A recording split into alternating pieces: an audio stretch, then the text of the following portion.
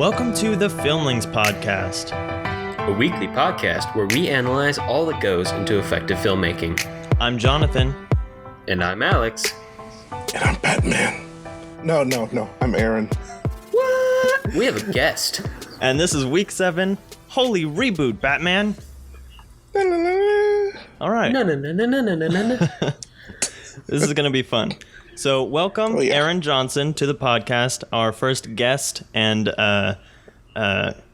resident comic book expert. Oh, yeah. Yeah, thank you so much for coming on. I'm super excited to have you on. One, because it's our first guest, and two, because we get to talk about Batman. Right. Best guy ever. Aaron, can you do a Batman, how Batman got started kind of thing? Well, you see, Papa Squat for a second. Well, you see, in 1938, Superman existed, and whatever DC was called at the time, not Timely Comics, that's Marvel, whatever DC Comics was called at the time, they needed a new superhero. And then a great man named Bob came along. He had an awful idea. And then his partner, Bill Finger, came up with a great idea of this guy who's like if you know the Spirit comics, Frank Miller made a movie, I think in like 2005, but they based it kind of off of him, mixed it with Sherlock, and in 1939 and 40, we got a really awesome superhero named Batman. And then Bob Kane screwed Bill Finger over until 2015. And here we are. All right. Good times. All right. There we go. That's our nice introduction to Batman. Yep. So we jump in this week with Batman the movie, which is the first kind of modern adaptation. There were like 2 film adaptations before this, but they don't really count. Right. So this movie actually came out, I believe, after the first season of the Batman television show. Is that right? Yep. So he had already been somewhat established. And then our second movie we watched is Tim Burton's Batman. Right. So Tim Burton did a reboot of Batman in 1989, which was a much darker version of the character with a lot more Tim Burton. I don't know if you could call it whimsy, but whatever that thing is that Tim Burton brings to his films, Tim Burton brought it in tons. And correct me if I'm wrong, Aaron, but this is kind of based on the Frank Miller comics, or am I off? Yeah. No, you are 100% correct.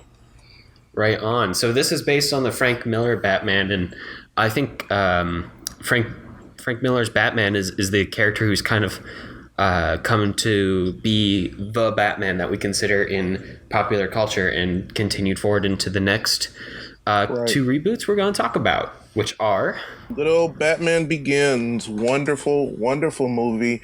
Probably the best depiction of Batman in modern media other than the animated series. Great Kevin Conroy. Christopher Nolan took Batman Year One and just went a whole different style with it. And then 2016. Oh boy. Yeah, so we did 4 movies this week because we wanted to pick the first of each major reboot of the Batman character. And so we get Batman vs. Superman last year with Ben Affleck, which is definitely riding on the coattails of Christopher Nolan's tone, I guess, and tries to get even darker and even grittier. And we'll talk about how that goes a little later on in the podcast. Yeah. Oh boy. But for now, let's keep it light, and we'll go back to Batman the movie and dig into it. How'd y'all like this movie? I think we've all seen this one a couple times. At least I've seen it several times. I've seen it a couple times, and I think it's impossible to not just love this movie. I don't know if it's like the most accurate Batman to the comics, but it's definitely, I think, the most lovable incarnation of the character that we're going to talk about today. No, yeah, definitely. I think it is pretty accurate to the comics at the time, and that's why it's just cheesy and it's just great. Yeah, I love that the movie starts with a title card that says to fun lovers everywhere and lovers of adventure and lovers of mystery and all this kind of stuff. And it's basically dedicating it to people who just kind of want to have a fun time and want to enjoy a silly movie about guys in capes running around fighting villains in capes. And trying to get rid of bombs. But some days you just can't. You can't get rid of a bomb. Yeah. I love it. It's kind of like this bygone era of superheroes when they were goofy and they knew it. And that was like their portrayal in popular media. And now, Right. you know, we've been on like this dark and gritty reboot kick for like 2 decades now, or more than that even. But it's just a nice, definitely. it's a nice reminder of a different time in comics. Yeah. Let's talk a little bit through the story so that we can kind of, I guess, compare how each one of these reboots starts with the story. So this one's pretty simple to explain, I think. We have Batman and Robin, no setup, so we just know who they are because, like I said, there's already been a season of the TV show, so you know who Batman and Robin are. And they are trying to dismantle a master plan by Catwoman, the Joker, the Riddler, and the Penguin. All 4 of the supervillains are working together to kidnap the... What is it? It's not the United Nations. What do they call it in this movie? Oh gosh, I don't know. Anyway, it's basically That's a good question. all the world leaders are gathering Yeah. together and they kidnap them, and so Batman and Robin have to go and find them and save the world. Very straightforward in terms of plot, anyway. Right. It's also notable that this is the only plot that completely omits the origin of Batman. And I want to say they don't address it in the series either. They just work from the fact that this is Batman and this is Robin and they're established characters. Right. It goes from that and then just says, hey, enjoy these characters. And then they even, if it wasn't for this series, we wouldn't have gotten like a ton of villains like Mr. Freeze. And I think from this, you know, they end up beefing up Batgirl's role in the comics. And, you know, it led to a lot of different great things. Oh, really? And I think this is the first time. Really? Yeah, this is the first time Lee Merriweather played Catwoman because they couldn't get Julie Newmar for whatever reason. Interesting. Oh, wow. Yeah, I didn't know that the series had an influence on the comic books. So Oh, yeah. that's a lot of fun. So are you saying that they invented Mr. Freeze in this TV show? Pretty much, and then the animated series reinvented him. So like we got a ton of great characters from then we had like characters like Egghead and stuff, which we never ever talk about again. I don't even know who Egghead is. Never heard of that. I think that proves your point. Yeah, exactly. He's a guy with a head like an egg. I don't know. All right, then. Maybe not the most inspired of villains, but... No. But he was played by Vincent Price, so Oh, yeah. interesting. All right, then. So the other thing about this movie is that it's a kid's movie, you know?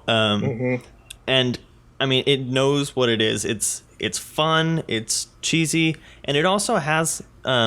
you know, like family lessons and stuff. I mean, a little bit. They're kind of thrown in there. Like Batman and Robin are extremely, you know, moral, kind of salt of the earth kind of people. And I mean, they throw in little things here and there. Like Alfred has got to take Robin to go somewhere, and Batman says, "All right, Alfred, do you have your driver's license? Drive carefully." It's just like these little things thrown in there that we can't even like imagine seeing that in a movie nowadays with Batman, because it's just gotten so dark. Yeah.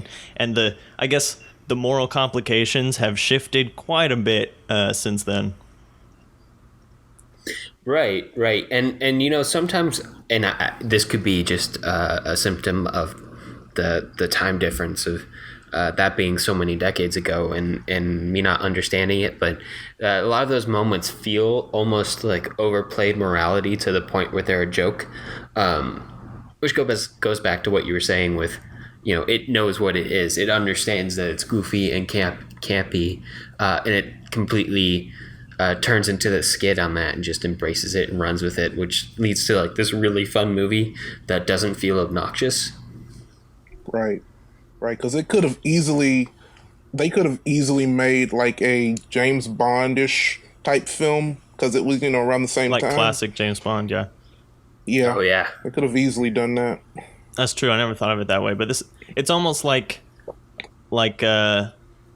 I guess James Bond for kids. I mean, he has the action Yeah. and stuff, but it's he's not drinking and womanizing anything like that. He's well, I mean, he has a weird thing with Kitka, but that's just kind of fun and goofy. And it's actually Yeah, that was really funny. And I mean, there's like also little things, like he's on a date with Kitka and he's drinking milk out of this like brandy snifter. Do you guys notice that? Yeah, that was pretty good. Because they just don't want to show him like drinking. Oh, it's so funny. Right, Batman was still like this, not just a hero but a role model to kids. Like, Right. You should be like Batman, Timmy. That's who you should be like when you grow up. No drinking, maybe no fighting crime, but no drinking. And I mean, they're constantly discussing like whether it's right to do something. I mean, when Batman's on the date with Kitka, or I guess Bruce Wayne is on the date with Kitka, and Robin and Alfred are watching through their monitor. I guess I don't know how they got a camera into the little coach that they were in, but that's besides the point. But Robin is like, okay, I don't think we should be watching this. This is his private life, even though they're on an investigation. But it's like just such a, I guess, innocent movie. It's just such a different time. Yeah. Yeah. it And I know definitely you does. made some notes this week, Aaron, about the effect that Adam West himself, his portrayal of Batman, ended up influencing the comic in reverse. So I was curious, how did that play out? Did comic Batman become Adam West Batman? Yeah, pretty much. So, like, in the 50s, he was kind of like Superman in a Batman costume. And then as soon as, like, they called it Batmania in the 60s, but as soon as, like, that came through, post, season 1 of the show and the movie came out, like, Batman acted like straight up Adam West version. And then, this is kind of before the 70s when they tried to go a little more darker. But, like, for a good decade, he was almost a carbon copy of Adam West's depiction of Batman. Wow, yeah, that's pretty interesting. That's hard. I've never read any comics that far back, so that's really interesting to hear, because I know for me, someone who's grown up watching the Christopher Nolan films, that's my impression of Batman. That's who Batman is to me. And he's an interesting character because he lives in so many different incarnations in popular culture. Unlike I think Marvel characters, just a tiny DC Marvel comparison there. DC characters feel a bit more mythological in the sense that there's so many different incarnations and backstories, and more bits of the story seem to change, especially with Batman, because he's just proved to be so popular. Yeah, and I think that, and that's just and it's reflected, like you were saying, pretty much through every time they make another comic. If you just look at the decades, after the 30s, every time you get Batman, it's still Bruce Wayne, even if, like, say, Robin becomes Batman, like he did in, like, '09, every time it goes right back to Bruce Wayne. It's just, like, pretty much a reboot. Right. So Yeah, the last thing I kind of want to mention about this movie, because it'll carry over into the other ones, is how colorful and stylized like all of the stuff is. Like everything is themed to whoever is using it.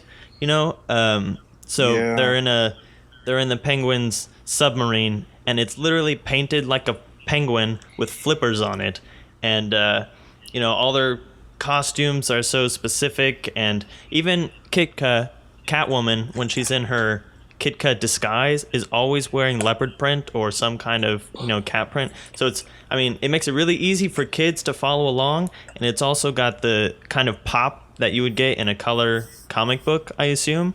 And that we're gonna lose that pretty soon. So it's interesting to see that in this movie. Yeah, actually, real quick, something I wanted to bring up was how each movie, not only like the characters felt like the comic books of that age, but the cinematography and the set design felt like the color and the art style in comic books of that age. Like 60s comic books always feel like they use really bright colors, and very, very cheery, or not necessarily cheery because they could be some bad things going on, but bright poppy colors, whereas that kind of darkened, I think, over the years like the movies did. Yeah. Yeah, that definitely pops up. Yeah, I didn't even think of it like that, but yeah, that actually reflects the times as well, because the political climates. If you look at every time the film's made, you can kind of pick up where the public is mentally, and just like in the '60s, that was like everybody just like, oh, let's just have a great time. Except for '89, that's great segue, by the way, when Tim Burton was like, no, he just Tim Burtoned all of it. It's very Tim Burton-y. So if you like Tim Burton, you're gonna love this movie. It's old school Tim Burton. Tim Burton is kind of his style has changed quite a bit as far as I could tell. Like up until Alice in Wonderland, he had very kind of impressionistic, kind of contrasty images and stuff, and now it's a lot of CG'd, bright, and just like every color imaginable in every frame, kind of a thing. So it's before that. So if like you're only familiar with the Alice in Wonderland and Charlie and the Chocolate Factory, it's a different style, but it's still very, very original Tim Burton. Yeah. Yep. You can feel it both in the set design for sure. The set design feels very, very Tim Burton, where you very clearly have the feeling that all the sets are sets, and they've been. You can feel that they're styled in this whimsical but still dark and menacing kind of way. Yeah, especially even when you look at like the characters. Before we get too far into that, we should talk about what the 1989 movie covers. So basically, we have almost like a recovery of the first issue of Batman comics from the 40s, and pretty much this movie is about, if you want to get to the basic high concept plot, it's Batman versus the Joker. There's like that's the barest of bones you can get. A bigger plot would be Batman dealing with his duality. He's trying to live a normal life as Bruce Wayne, but he has to keep going back to Batman. And you have the origin of the Joker, which is just wrong on so many levels. Is it wrong?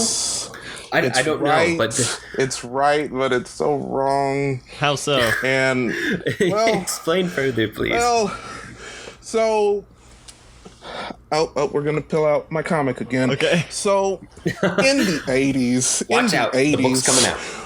We had The Dark Knight Returns, written by Frank Miller, which is about an older Batman in a 1986 style setting in the not too distant future, where he's retired, he comes back, and also the Joker comes back as well, because he's just, he's nobody without Batman. And also Tim Burton has been documented for saying he was inspired by that and a comic or a graphic novel called The Killing Joke, which is about supposed to be about Batman and the Joker's last battle, with wits and fists and guns. And you can kind of pick up you kind of pick that up in the film because even though it's the first encounter of Batman and Joker, it ultimate spoiler alert, guys, it ultimately leads to the last, which is kind of in the comics too. It's kind of in the comics because they want to kill off the Joker in the very first issue he appeared, and then the editor was like, "Are you crazy? This is too good of a character to lose." Yeah. What are you guys talking about? Yeah, so this movie does a pretty good job of setting up, or at least like from the film perspective, because all I know are the movies. So kind of like if this is an isolated story, for me, I think it does a good job of showing how the Joker and Batman are two sides of the same coin kind of thing, how they kind of created each other. Because in this story, we have the Joker when he was younger is actually the thug who killed Bruce Wayne's parents, and then through a scuffle that happened at a chemical plant, Batman kind of inadvertently drops the Joker into a vat of acid, which makes his face all messed up, and so that's where we get the classic Jack Nicholson Joker face, and so we kind of get that duality. And then it all culminates into a showdown at the end. Right. I will say that the vat of acid is better than the Suicide Squad vat of acid. Oh no, I didn't see Yeah. Suicide Squad, so I have no idea what happens there. Well, Let's spoilers. just say There's a vat of acid. It's So in this movie, we still have a lot of fun moments, like a lot of moments of levity, but contrasted with a lot higher stakes, like much higher stakes than we got in 1966, and that's kind of shown through also the cinematography, the fact that we have a lot more shadows and desaturated moments, but we also still have very specific uses of color, so we're getting more of a contrasty thing where in the light areas we have color, and then but whenever we get into shadowy parts, it's almost total monochrome, which is a really interesting style, I think. Does that kind of reflect how what the comics were looking like at that time? Oh yeah. So to go back to I guess Dark Knight Returns and Killing Joke. So in those comics, well really, let's take out the Killing Joke for a second. In the Dark Knight Returns, because Frank Miller's styling of coloring stuff, because he was hot off of making Daredevil a darker, grittier kind of realistic superhero. When he did Batman, it was like just about all grayscale, and the only things of color you saw was like Robin and Batman's yellow symbol, and then when the Joker popped up, even he was wearing like a gray suit. The only thing that popped out was like his red lips and his green hair, and everything was pretty much very dark at those times because they wanted to really brand Batman as like the super ultra superhero that Gotham deserves, but they're so afraid of him. Right. I got you. So it's less of the idea that we had in the '66 movie where everybody loves Batman, but there's all, and then they transition to in this '89 movie this idea that some people see Batman as a public menace and some people see Batman as a hero. Right. It's all there. And then that reflected the comics as well, because when you go back to Batman Year One, which was also written by Frank Miller, which came out about, I think, a couple of years after, that's when you really had the rebooted kind of introduction. That's actually the original reboot of Batman altogether, where it was like he's a loner, he's hated by all of Gotham except for like a few individuals like Commissioner Gordon and things like that. And Batman is just trying to, save the day while everyone hates him. It's kind of like, I call it the Spider-Man syndrome. I gotcha. So I'm pretty sure this movie was pretty popular when it came out, and it can still be seen as fun for kids, maybe not really young kids, but it's still, it's more of the kids movie that, boys who have grown up with knowing Batman are like starting to get a little bit older, and now they're kind of excited that they get more action, you get more, it just feels more real and grounded than 66 anyway, because we haven't got to Christopher Nolan yet. Right. But even at this point, like once you take 66 and start going darker, and this isn't even as dark as Tim Burton wanted it to go, because we see in Batman Returns, we have an article that we'll post in the blog post about how Tim Burton was given much more free reign in Batman Returns, and it got much darker. And so, some audience push or some expectation that it was still kind of a kid's franchise got a little bit shaken up after that, and then it just kind of seems to be this steady decline once you start going darker to get darker and darker and darker, and there's it's kind of hard to hit that happy medium. I think 89 and Batman Begins are kind of the best in between, and on the other sides you get too cheesy and too depressing, I guess. Right. I think part of it's always been, at least since the 80s, that Batman's been this big contrast to all other superheroes in general, but especially Superman, which always seemed to feature these really optimistic storylines, and then Batman just became a little more dark, a little more pessimistic, and it just went way farther, to the point where you get Batman versus Superman, where Batman is really, really dark. Oh, yeah. So I have a question for you guys. What did you think of the 80s dance numbers? Because those were the points when I got taken out of it and I was like, this did not age well. But I'm curious what you guys thought about it. Yeah, that's interesting, because I'm kind of in the same boat with you. I'd seen this movie a couple years ago, but I didn't grow up with it. So those dance numbers felt a little out of place to me also. They're kind of the Joker's crazy, humorous bits, but they still feel strange in a way. I don't know. Yeah. But I think Aaron might have a different opinion on it. Oh, well, not really. It did not age well.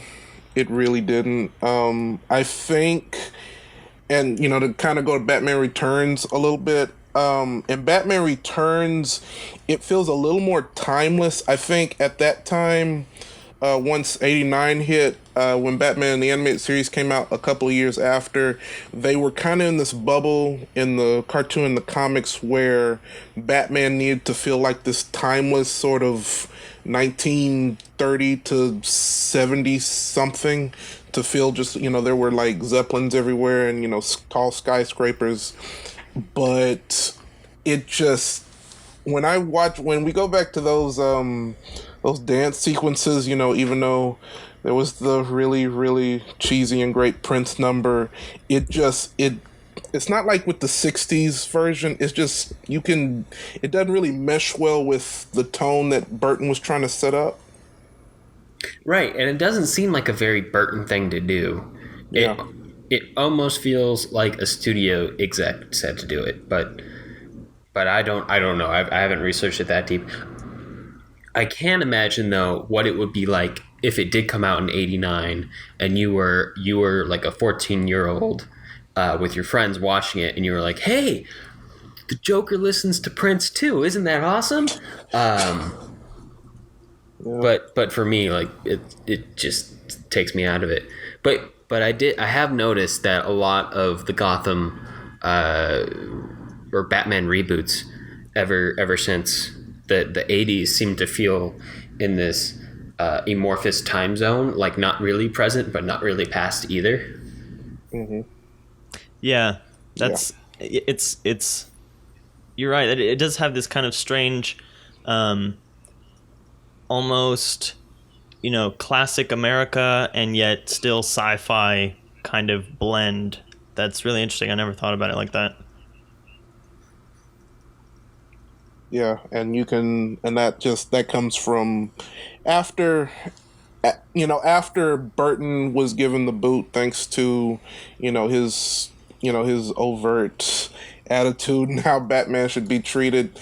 That's when we got Val Kilmer and George Clooney, and everybody was like, no, superheroes are not a good product. The reboot that shall not be named. Yeah. And yeah. Only one man could save the franchise, as far as I'm concerned. So, let's get into Batman Begins. Do we want to break down the plot of that movie? It's a little bit more complicated than the other two. Right. So Batman Begins is the 2005 reboot, and I think this is the one that our generation definitely grew up with. So this is the version of Batman that I imagine in my head, and I think most people my age imagine in my head. But this covers the year one plot, starting at the point where Bruce Wayne's parents are killed, and he witnesses it, and then he grows up and has to deal with this. So what is he going to do? Is he going to seek revenge? Is he going to seek a way to fight crime? And of course, he seeks a way to fight crime, eventually returning to Gotham to be the hero the city deserves, but maybe not the one it needs right now. Actually, I'm kidding. That's the next movie. But he's also followed to Gotham by the man who trained him, whose name I shall not say because that's a bit of a spoiler, I think, and we're not in the spoiler section yet. And he has to deal with his own identity and what's the best. What kind of hero is he going to be? Is he going to be the kind that kills? Is he going to be the kind that doesn't kill? Is he going to be the guy who punishes, or is he going to be the guy who tries to bring justice to the innocent and protect them? Yeah, the aspect of this film that I really like, and especially as far as rebooting the character, is in the '89 version when we got like the Bruce Wayne's parents dying in the alley, and that we kind of assume is how he decided to become a crime fighter and seeker of justice and all this kind of stuff.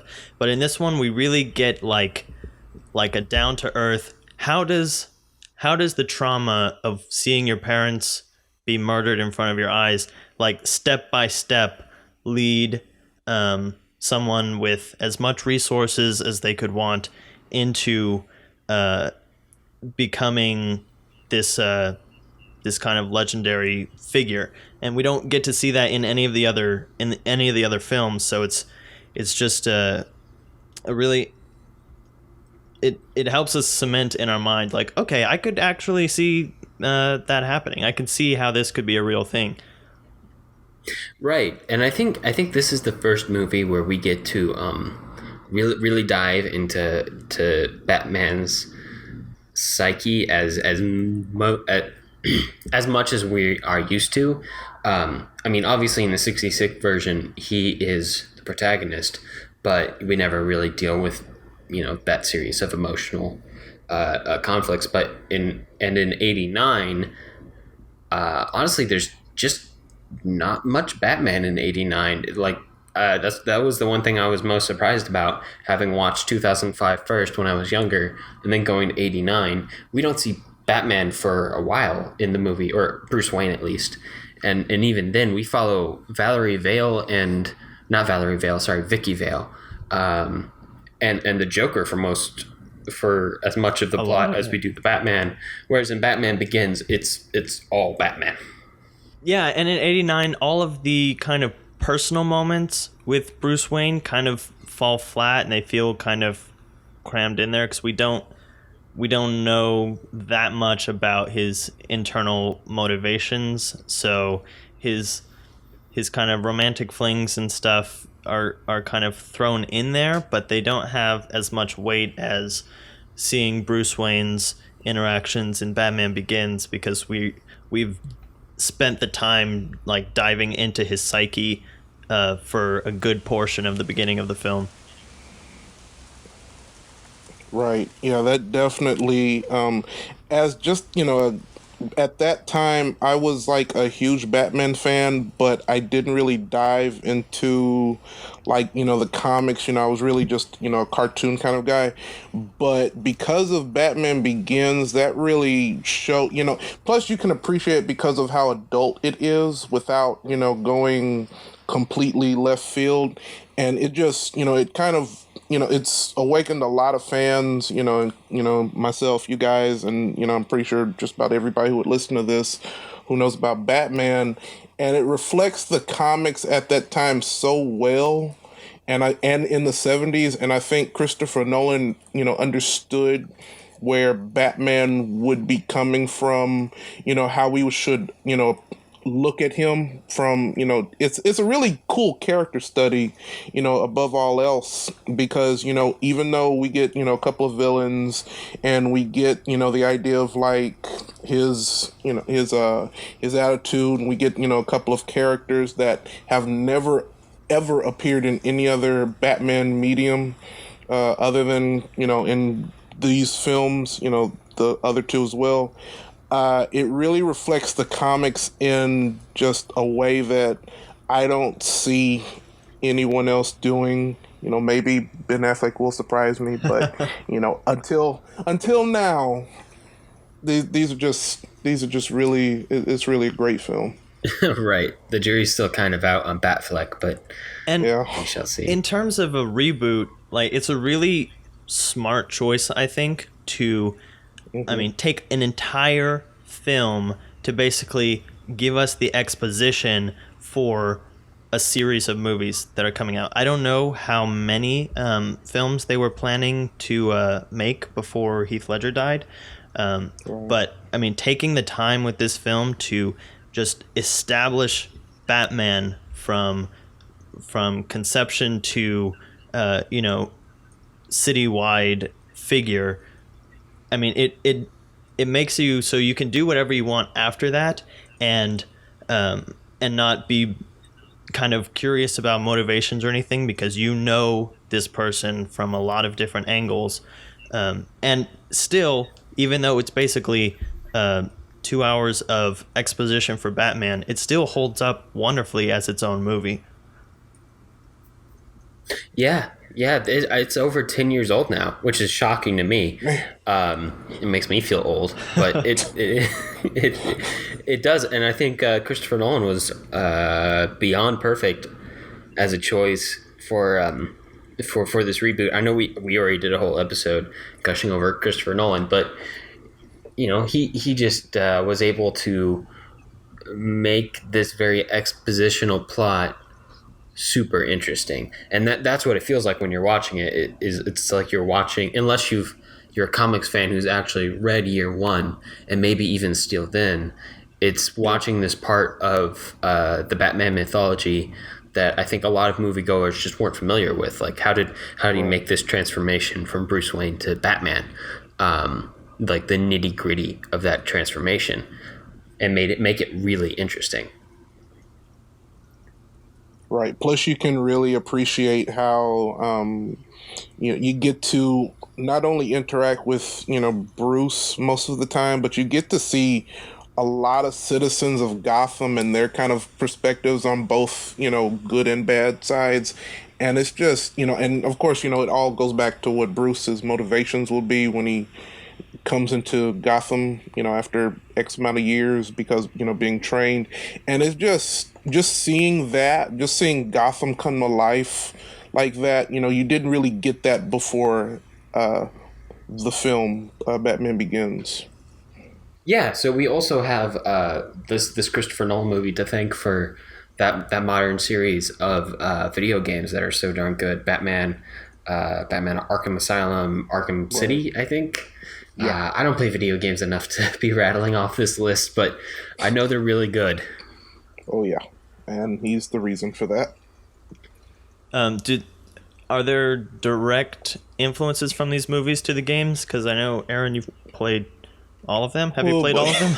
For all of them for like ever since like what 2008 or 9 whenever it came out. Yeah. So like because the way Chris Nolan, kind of revitalized Batman at that point, and in the video games they try to like bring all of every incarnation of Batman to that point and putting it in one big video game, but you can definitely see the aesthetics of Chris Nolan's take on Batman because like there's a whole sequence talking about his psyche, going into his parents' death.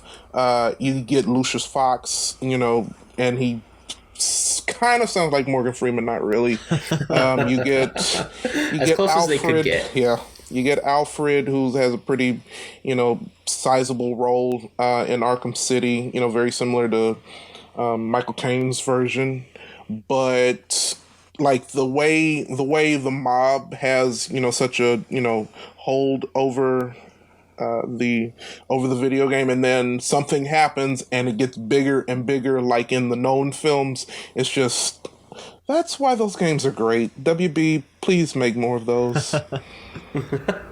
I need to play those. They're yes, just look so darn good.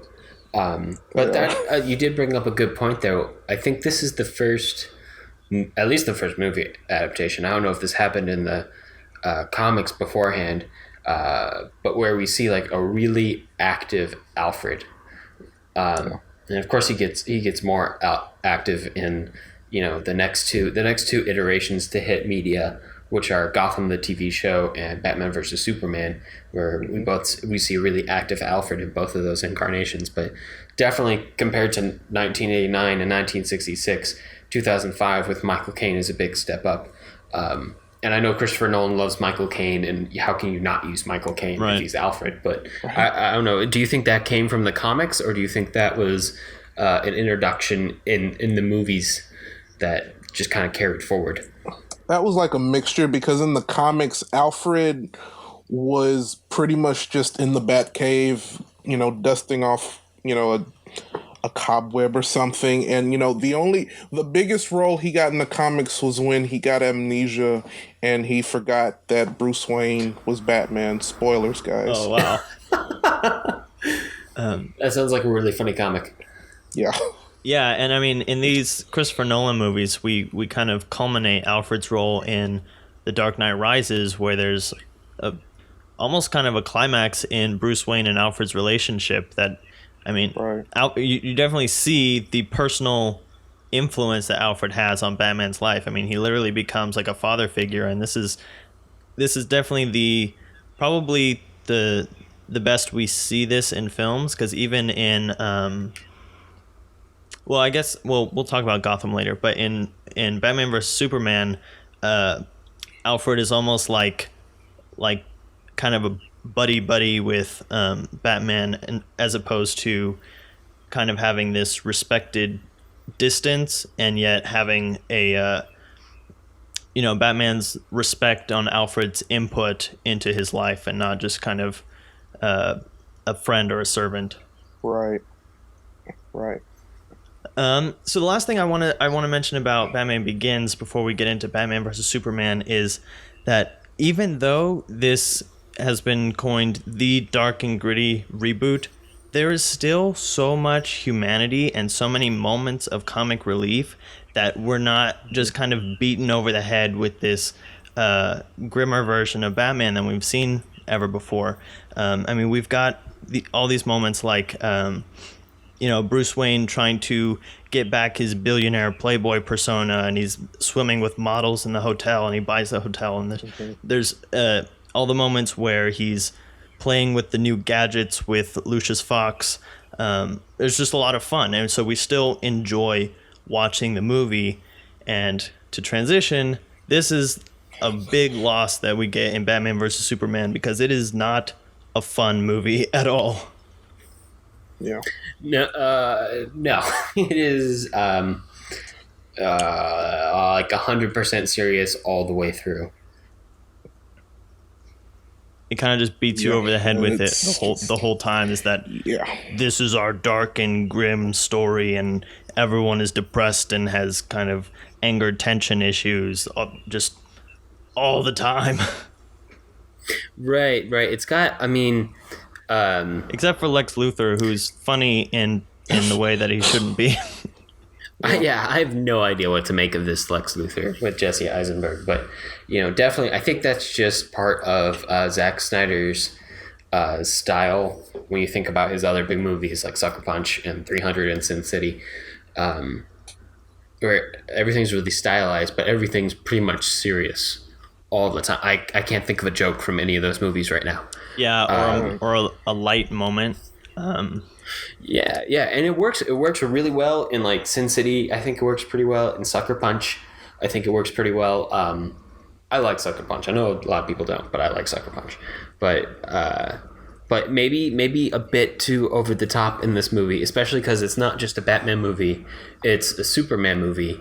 And with I think, again, I'm going to try to be knowledgeable about comics here, but I might be wrong.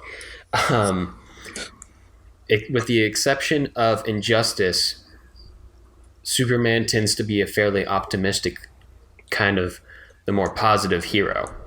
100% correct. 100%. And yeah, it's just, yeah. Does anyone want to try and describe the plot of this movie? I mean, there's 5 movies in it, but yeah. I don't even. It's, well, to go back to Frank Miller once again, Zack Snyder's take on The Dark Knight Returns Part 2, which is depicting Batman versus Superman for political reasons. This film picks up 1 year after Man of Steel that was released in 2013, and it's basically Batman and the rest of Metropolis, and I guess the world, feels very uneasy about Superman and what he represents as a foreign, super-powered being, as opposed to, Batman as a vigilante in, cape and cowl running around. And it's pretty much a panic until we have a conspiracy within an enigma wrapped in a question, in the form of Lex Luthor's plot to destroy Superman for unknown reasons. Yeah. Why? Why did he want to? Why did he care about Superman? Oh yeah, what was his motivation? I don't remember. There was zero. He was beaten by his father. And was he just trying to prove that gods didn't exist? Was that his thing? He doesn't even say. He just wants to. Yeah. He just wants to defeat Destroy Superman. Yeah. And then other motivation issues is why the heck the senator gave him access to the ship that had all of that Jolly Rancher. Because of that Jolly Rancher. That was creepy. That would make because of Lex Luthor's routine violation of personal space. Yeah, I would not give that guy anything. Like, that would freak me out. It'd be like, are you bribing me with a Jolly Rancher? He has perfect hair. That's why. Oh my gosh. You know I'm a senator, right? Like a United States senator. And Jesse Eisenberg plays him so mental. It's crazy. Like. Why is he still in power of a office rocker? Why is he still in power of a corporation when he's clearly unhinged? Yeah, right. He's a little less crazy, like a fox, and a little more just crazy. He's almost Joker level crazy, which doesn't make sense in a world where the Joker exists. Right. I think ever since Heath Ledger's Joker, we just kind of like those kinds of villains, those kind of almost chaotic villains. And maybe this was their attempt at that, to kind of harken back to that. But I've never really thought of Lex Luthor as that kind of villain. Right. He's more the powerful, sitting in his office chair, tapping his fingers saying, "Mwahahaha, I have this plan that's already in motion." Not the, "Woo, I'm crazy. I only do crazy things because I'm crazy." Yeah, that's basically all I got from this, is that he's crazy, so he wants to defeat Superman because reasons. Yeah, exactly. Yep. Yeah. But I think the point, something that's super important to understanding this movie is that it is DC's goal with this movie was to launch their cinematic universe, to try to catch up with years of Marvel in like one go. But it should still make sense, like we were just talking about with Batman Begins. You can create a film that is an exposition to a bunch of other films, but it still has to be a good film. Right, and I think they try to set up really three characters at once here. It was nominally marketed as a Superman film. It tried to set up 5 characters or 5 or 6 characters, actually. Oh, right. I forgot about all those cameos. Yeah, I sure did. Oh, man. Yeah. There's so much going on in this movie. Oh. It really suffers. Okay. Yeah, so I think the biggest thing in this movie is lack of motivation all around. The only person who has motivation in this film that's set up is Bruce Wayne. Right. Because he sees his company get destroyed or something at the beginning, and then all the stuff. But Superman is kind of like weak motivation. Lex Luthor just sets up a cage match with the two of them, and it doesn't make sense why he would do that. And then it's like, okay, I really just wish that this film was just Superman and Batman, and we get a two-hander of something happens, Batman does that Superman makes Superman angry at him, and then Batman is involved with the collateral damage of something Superman does, and then they both actually are angry at each other, and then they start fighting. Like, that would make this so much more compelling for me. So you basically just described both the animated movie world's finest and The Dark Knight Returns Part 2. But I mean, that would make so much more sense. I don't know why they threw out a script like that in lieu of, Lex Luthor captures Superman's mom and then says, go fight Batman, and just sets him up for a cage match, which is kind of set up in the movie when we see Batman, or we see Bruce Wayne literally at a cage match. I don't know what that was all about, actually. Does anyone know what that was about?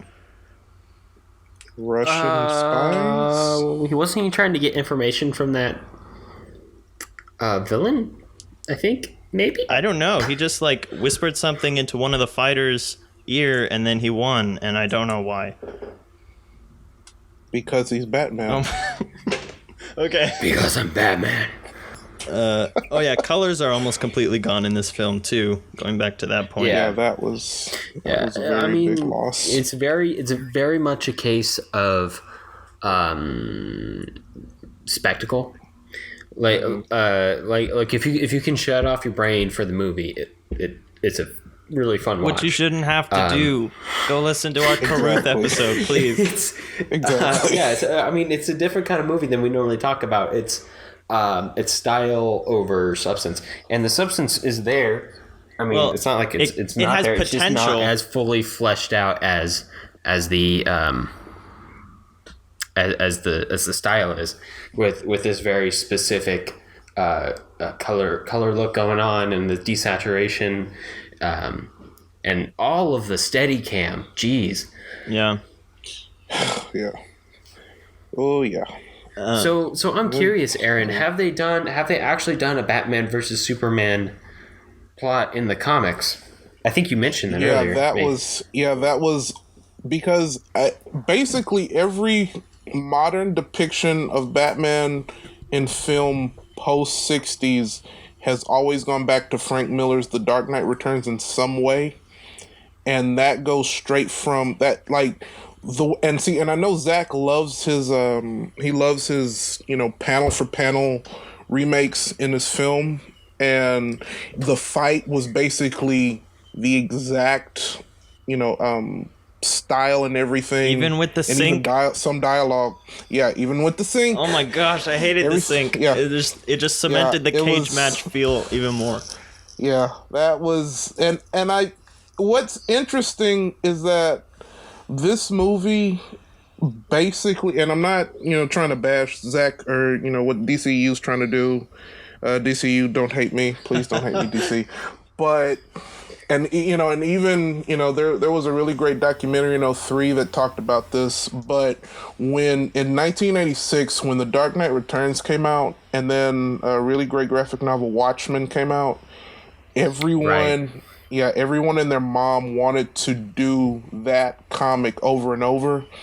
And ever since, and what's interesting is in the films, they were still kind of, we had Spider-Man, and with Tobey Maguire and X-Men come out. But once The Dark Knight came out, everybody wanted to make The Dark Knight. And it's very similar to how, everybody wanted to do Watchmen and Dark Knight Returns in comics. Everyone wants to do Dark Knight in film when it comes to comics. Except for Marvel, sometimes. Right. And they just kind of continued with that feel and then amped it up. Yeah. I mean, they even opened with Martha and Thomas Wayne getting killed in slow-mo, I might add. Yeah. And I was thinking, it was interesting. I was thinking while I was watching it that the way they did it was really like it was really visually interesting, and it was really well shot and well edited. But the problem was I already knew that story, and everyone and their mom already knew that story.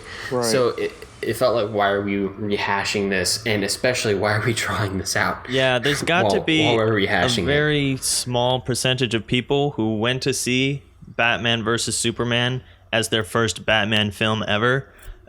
So it did feel very redundant. And I think they made the that kind of setup with his parents getting shot as the title sequence, which I guess was their cop-out way of saying, oh, it's not like part of the story, we're just kind of using this as our visuals for the title sequence. But it was way too underplayed. It felt like the focus, like it should have been much more stylized as the title sequence. If you're gonna do that, I don't know, it did felt like it took way too long. Yeah, definitely. Yeah, and it was already a long movie. I mean, Yeah. I felt like I would have liked to seen an individual Batfleck movie first.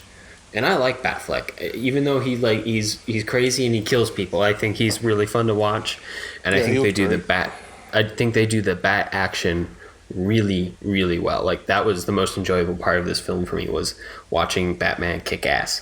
Even though he killed people. Yeah, can we talk about the fact that he kills people? I'm interested, Aaron, in Batman's no killing policy. How does that play out in the comics? Because some of these movies take it seriously, and others just let him kill people for no reason. Trigger warning. Right. Yeah, that makes me really feel some type of way too. So in the comics, in the first couple of issues of the original Batman comics in the 40s, I think he had a pistol, and then quickly, the creators and the editor was like, no, this guy shouldn't kill. Is that when it became more like kid oriented? Well, not really, because then you had the Joker, who was, straight up serial killer, okay. Putting smiles on everybody. But then, he became a, friendlier, like in the 40s, maybe 5 years, like 5 to 6 years after he was introduced. And he did not kill for like how many decades now? And then when, Nolan came through, he really fleshed that out, why he wouldn't kill. And, it's been cemented in, just about everybody for, a good decade. And then we have this guy who, and it goes right back to Frank Miller, but see, even in the comic, The Dark Knight Returns, which they keep lifting from in this movie, when Batman did use a rifle, it was as a grappling gun, because he ran out of all his gadgets. And then when he did use bullets, he used rubber bullets to stop like a riot.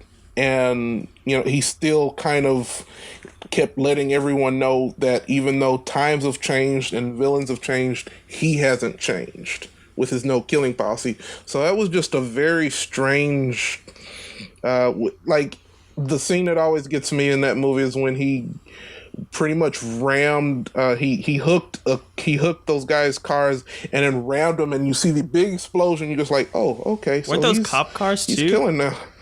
Yeah, I'm just like, oh, he's killing now. Oh, okay. No, like Yeah. Okay. literally the first Yeah, time he straight up murdered those dudes. the first time we Yeah. see him fight ever in this movie, he's trying to steal kryptonite to make weapons against Superman. Right. And once he finds out he's been betrayed, he just starts killing people. He just starts shooting them, like point blank, aiming guns at people and shooting them. Not even like collateral damage, like happens sometimes in the Dark Right. Knight movies. But like, they were just shameless about it. He just, ran over people with his car and shot them. I don't. Yeah, it was very, kind of a whiplash thing from Christopher Nolan's films. Yeah, and then also in that same comic, when like Zach recreate, like when he was going to save Martha at the in the warehouse. Yeah, and he shoots the guy's tank, and it does the big explosion. In the comic, when he does do essentially the same exact thing where he shoots somebody and leaves them, I guess, to die. But in the comic, that's like one of those moments where it's like really heartbreaking, where it's like he's compromised. He feels like he's compromised his beliefs, But he has none in and this he movie. used a gun. Right? Yeah. So except for taking down Superman, because there's a 1% chance that something kryptonite. Yeah, that's what I was about Lex to say. Luthor. Is that I guess the most glaring example of this is that his whole plan in this movie is to kill Superman, just straight up. Yeah. Right. Because not Lex, even I just- ask him. Yeah, no. That feels easier, but Um, Yeah, it was very strange. It was a strange decision for if it was.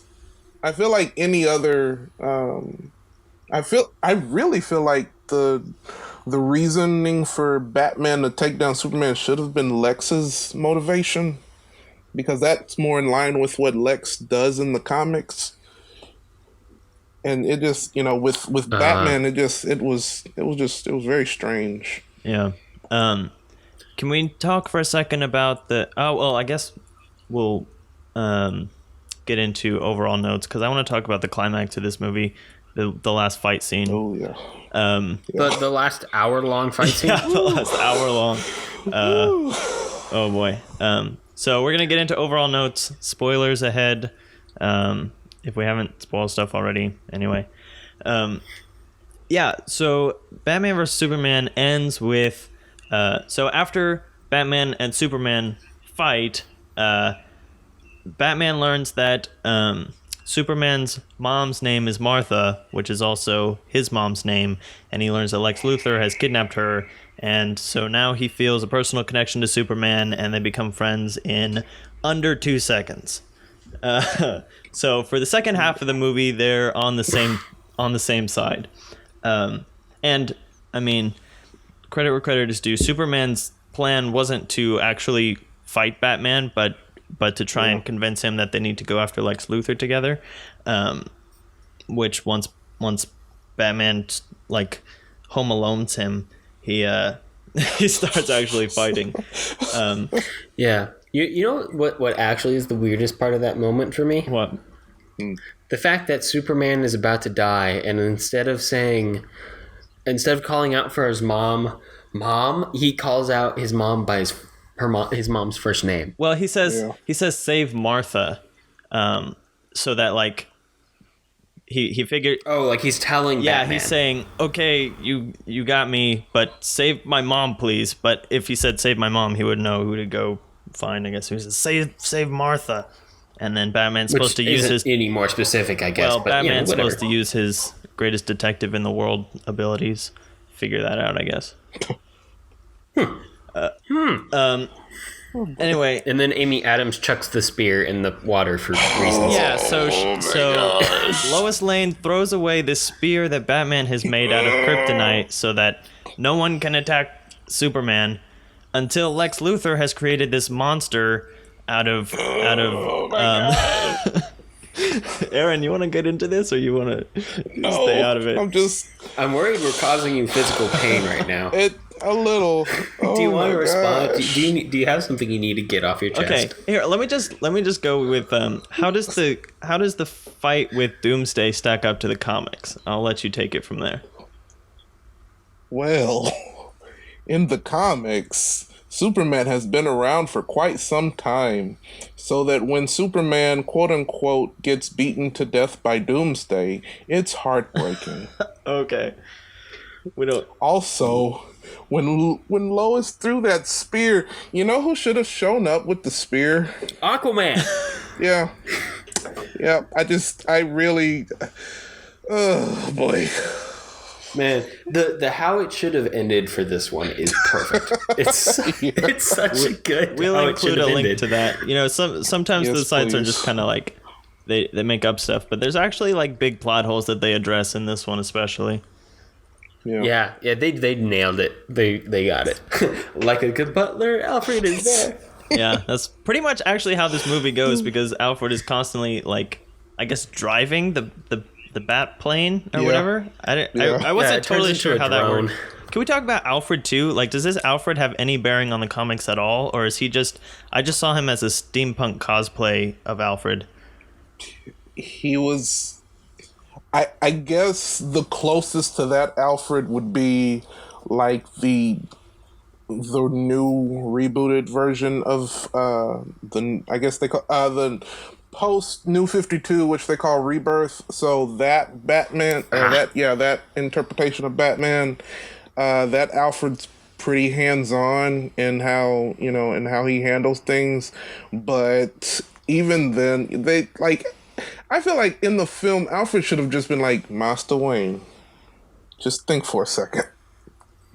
Yeah, but he think. was almost like he almost felt more like a Robin, honestly, like a sidekick than a butler or mentor figure. Yeah, and I think I don't know if that was the intention, but I really feel like there's a character called Oracle who basically sits at a computer the whole time and watches Gotham for Bruce and, pretty much like helps him get along, with like different gadgets and opening up doors and all that stuff. I feel like that was originally meant to be Oracle. Yeah, it feels definitely And they more were like just- that. Yeah.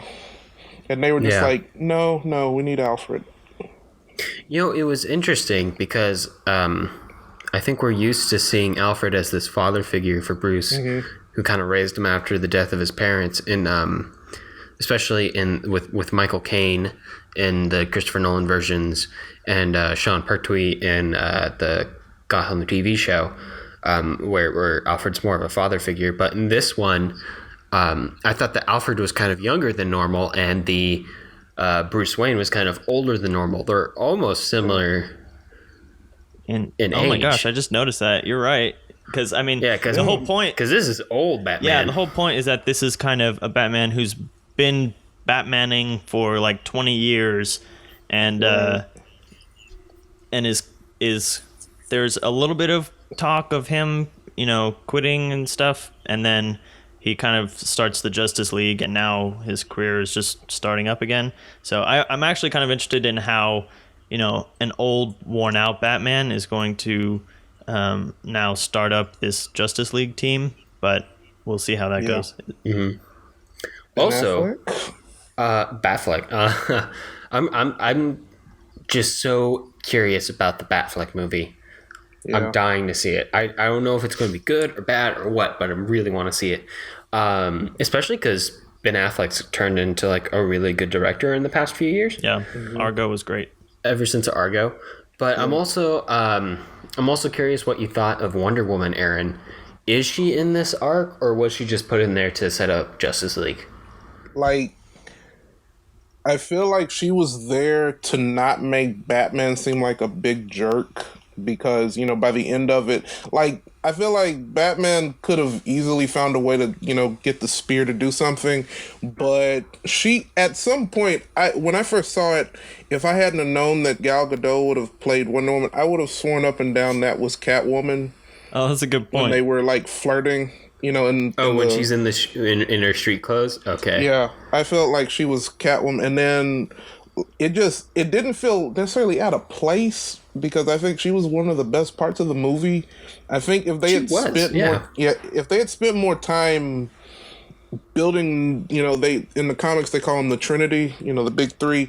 Yeah. If they had spent more time, building those three up instead of just having her pop up at the very end, and I still feel like Aquaman should have shown up. Yeah, and they could just been like, "Hey guys." I don't know if they could. They could hardly fit what they have in this movie into this movie, but maybe we're seeing that Marvel's approach was the better one, where we get our individual movies before the Avengers, so that we actually care about these people when they have to do their big fight. But I guess we'll see how this one plays out. Yeah, it's just really. I feel like Batman versus Superman was, it was a Batman movie. It was a Superman movie. It was a Wonder Woman movie. It was a Batman versus Superman movie, and it was a Justice League setup movie. Yeah. All in the same thing, and they didn't like it. I felt like it. I would have enjoyed it if it was broken out a bit more. Yeah, it definitely suffered from that.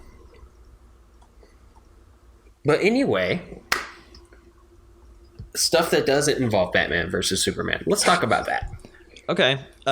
So just overall, we can definitely see how, like we said before, each iteration gets darker and grimmer. And I'm curious if that's driven by the comics or driven by the audience's expectation from the last one. They're like, okay, it needs to get more intense after this one, because I'm not feeling that way anymore. And I don't think it needed to get grimmer after Batman Begins. I think that was a good balance of humanity and dark crime drama. Oh yeah, that's definitely I think it might be. Yeah. I think it might be a like a reboot sickness type deal, where it's just happened so many times that each iteration struggles to make itself unique compared to the other ones. So the question becomes, where do we take it from here? And over the past few decades, like we've been saying, the trend has just been to get darker and more serious in entertainment, which I think has happened in all forms of entertainment, not just Batman. But Batman's just a really good example of it. Mm-hmm. Yeah, definitely. And you brought up a good point when you asked if it's a reflection of the comics. Yeah, it definitely is. With audiences and because of the comics, because like I said, when the 80s hit, it was everybody felt like nowhere but dark and gritty, and then even in the comics you can kind of see this shift where they're still leaning towards a bit more lightheartedness at some point. When you get a character called Bat Cow, you can kind of you can not a real thing. You can kind of that's Robin's pet sidekick guy thing. Wait, is he a human? No, it's a cow. What? Yep. Is it an anamorphic cow? I'm so curious about this. It's a cow. Just a cow. Oh my gosh. Oh man, that's funk. Oh, I need to Google this. Yeah, but we've kind of taken it to the point where it's almost not fun. Oh my gosh. Alex, did you find it? I'm sorry, I just looked it up. I love it. It's ridiculous. Oh my god, his fur grows like a mask over his eye. Oh, this is fantastic. Okay, you guys continue with the podcast. I'll be looking at pictures of Bat Cow. But see, there's still fun to it. At some point, I think with Batman versus Superman, it's almost not even fun to watch the movie. You leave it feeling just kind of depressed and not. He has a cape. No capes. No capes. Oh man, this is what I think a little bit of Bat Cow is exactly what Batman versus Superman needs. Yeah, just anything to make it lighter. And I think we were talking about this. Is that kind of the only way to bring Batman back to a light and fun version is to do what Lego Batman is doing, which Yeah, Aaron's the pretty only one much. who's actually seen that. So you want to kind of talk about how Batman has, or the Lego Batman is kind of almost bringing it back to 66 Yeah. level camp and fun.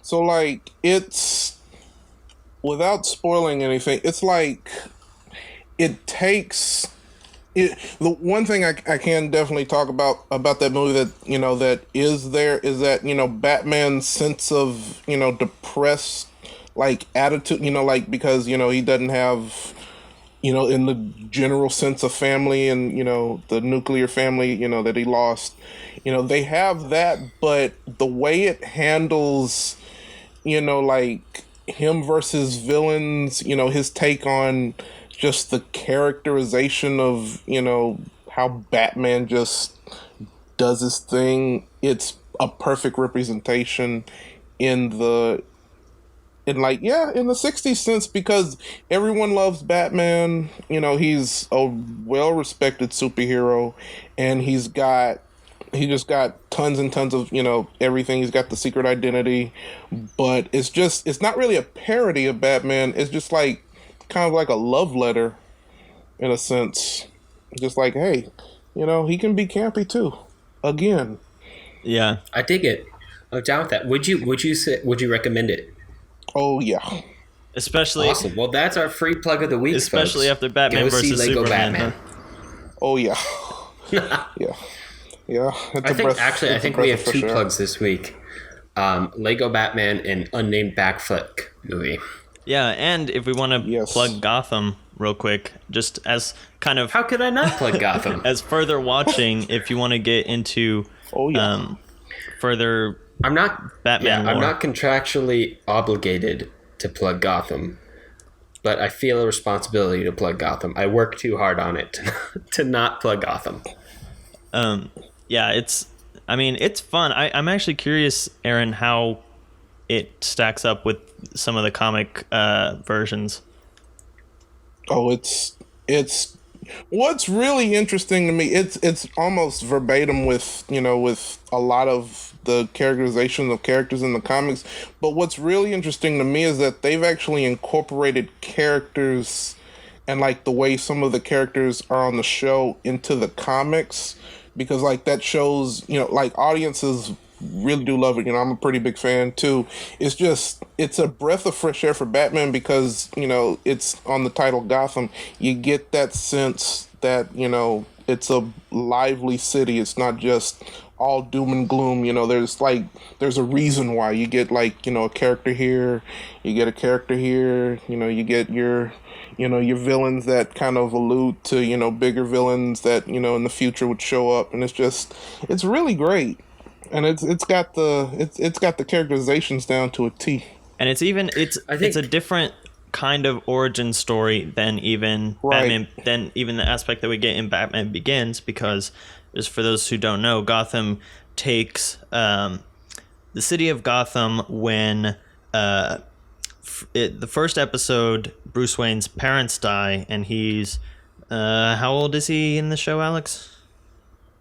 I want to say he's about 14 now. About 14, so we're seeing his... I think he was like 12 or something, 12 or 11 when his parents died. Right, so we're seeing his preteen to teenage journey, and how the death of his parents is affecting him, and how seeing the criminalization and deterioration of Gotham affects him and is kind of leading him to Batman, because everyone kind of knows where the story is going, and we're just seeing the genesis of some of the supervillains and some of Batman's motivation. Yeah, I think my favorite part of the show, and of course all of my thoughts about Gotham are positive, but my absolutely favorite part of the show is that when you have a TV show, you get that time and that space to really explore. And outside of a comic book, you don't get that in a visual moving image format for Batman lore and Batman and I was about to say Batman City, but I mean Gotham. And I think that's the coolest part for me is like you get to take a walk through Gotham every week, and you Right. get to see all these characters when they're really young and see how they got to certain places, and especially see how all the villains became villains, because like I was. I don't know how accurate they've been, because I'm not super up to date on the comics. But what's your take been on the characters, on their origin stories? So like even with some changes, like with the Joker, even though the Joker doesn't necessarily have a straight origin, they always run back to the vat of chemicals in the comics. But I think I like the mystery, because with Dark Knight, they did the whole, where'd he come from, things like that. The way they introduce, like, the origin stories for villains, and even, seeing Bruce really, really grow up for real, even, as opposed to how they did it with Batman Begins, it's a breath of fresh air, because you get to see the psyche, you get to see some people descend into madness. Another favorite character is Enigma for me, Enigma, because Enigma. he is the greatest, because he's, like in the comics, he's such a narcissist, but you don't really see how he became that. And you see like the fall of the mob, and it's really just fascinating, because you only get like a couple of sentences in the comics about that stuff. I was also kind of wondering if there's anything that happened in Gotham that transferred into the comics, like you said, happened with the Adam West show, or not yet. I think the closest to that would be they beefed up the Court of Owls because of the interest the show took with that. Oh yeah, that's been revealed. Yeah, the Court of Owls. They've been super teasing about it. They haven't given very much specifics in the show yet, as far as what's aired. Right. Yeah, that's kind of been like the looming mystery. Background doom and gloom. Aaron, anything else you want to add? Shout out to the Dark Knight podcast for giving me a shout out a couple weeks ago. You guys are awesome. Okay, cool. Nice, man. Yeah. But yeah, this was a really great episode, because I was on there, of course, but because Batman. Because it's Nice. Batman. Yep. Because I'm Batman. Gotta get all of Batman. There needs to be a scene. There needs to be a scene in the movies where Batman and Superman go get coffee. That would be awesome. Oh, I would love that. That'd be great. All right, so let's talk about what we'll be watching next week. So next week, coming up are the Oscars. So we've decided to watch the last 3 Best Picture winners from the Academy Awards, and we will be recording the day of the Oscars, and the episode will be coming out 2 days later. So we will not know who wins Best Picture when we record, but we will be looking at the films that have kind of led up to it. So first we have the 2013 Best Picture winner, 12 Years a Slave. Fascinating looking movie. We haven't watched it yet, neither of us. But it was written by John Ridley, who I have worked with before on American Crime. Okay. We also, sorry, personal plug. Is that bad? Then we have the 2014 Best Picture winner, Birdman, which will actually have some interesting. We might be able to tie it into this episode, because I think that's what it's about. Yeah. Even though I haven't seen it, is Michael Keaton as a washed-up superhero actor. Right. There's a lot of very overt references to His Batman career. Batman 89, just in the setup. I'm sure they'll make some more. And then the last film also has Michael Keaton. Yeah, 2015's Spotlight, which is available on Netflix if you want to watch along there. One of we assume most of our listeners have Netflix, so that should be an easy one to reach for you guys. Well, that's about all the time we have for this episode. If you have movie suggestions for us or want to reach out, I can be found on Twitter at JSSatchel. And I'm at Alex Garinger. And I'm Aaron Michael _J. And to find links to stuff that we talked about today, you can view them on the blog at jssatchel.wordpress.com/blog. Once again, special thanks to our friend Aaron Johnson. Great talking with you guys. Talk to you later. Same bat time. Same Bat Podcast.